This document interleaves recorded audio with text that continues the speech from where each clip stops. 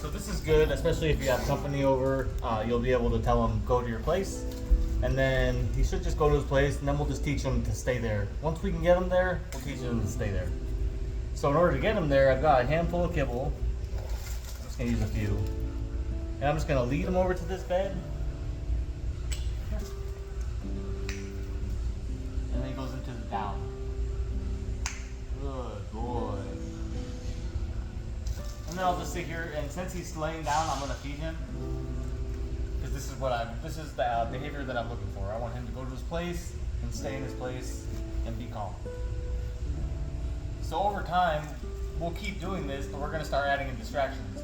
So whether that's some food, or a toy being thrown, or people walking by that he doesn't know, and then people walking by that he does know, we'll just start incorporating all those little distractions in.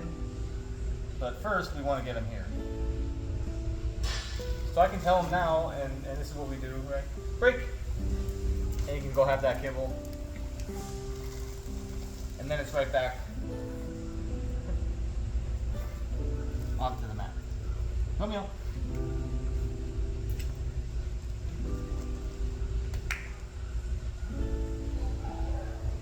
And so you can use his place that you have at home. Break.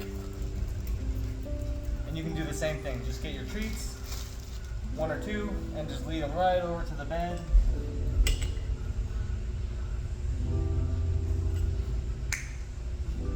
And into a down. And after he's gotten it a few times, okay, back off, and now we'll just start working duration. So this is where I want him to stay there. And so I'm just going to be right in front of him feeding, and just like everything else, we'll just add a little bit every time. And so I'm going to back up a foot, but I'll keep feeding him for staying in place. And then I'll back up more, and now I'll make him wait a little bit longer. And maybe I'll move over here. And all this is just different contextual changes. So you see, as soon as I moved over here, he completely forgot what he was doing because it's a new change.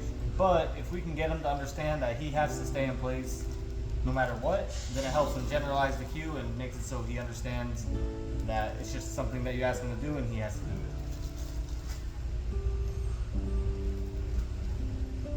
Come! So you don't always have to work break. You can add in recall. Super important as well. Romeo.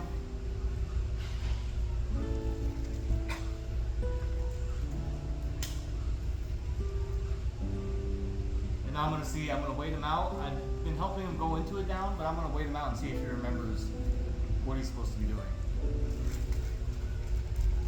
So it's just breaking down each cue and just finding different ways that you can make baby steps with it. Romeo, come! Now I have no kibble. Romeo. Romeo.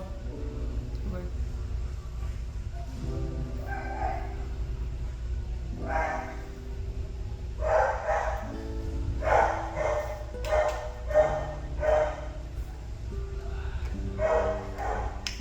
Sometimes you just gotta wait him out. Sometimes, there's no point in just continuing to get frustrated trying to chase him around. So you just wait a few seconds, and then once his attention's back on you, then you can work again. Break. Break. Again, no kibble. Romeo.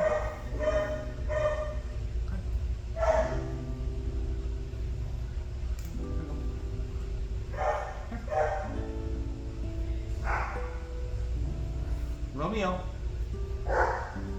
Good boy.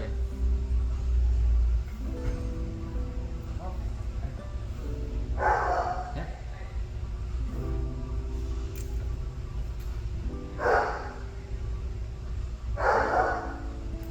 Good boy. And then I'll just jackpot that, right? Because he did it on his own. It took him a while. We got there. And I'm just going to end it right there. That was successful. Go to your place. So I'm going to end it there because he's going to remember, oh, I did it right. I got food. And that's what what's gonna happen for the next training session. He's gonna be like, okay, I need to do that again.